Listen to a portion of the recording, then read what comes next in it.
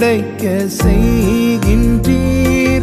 நாள் முழுதும் மறவாமல் நன்மை தொடர செய்கின்றீர்.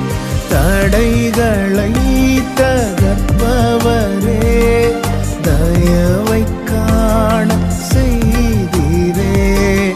தடைகளை தகர்ப்பவரே, உம் தயவை காண செய்தீரே.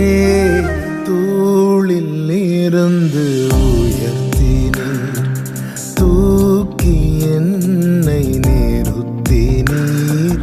துதித்து பாட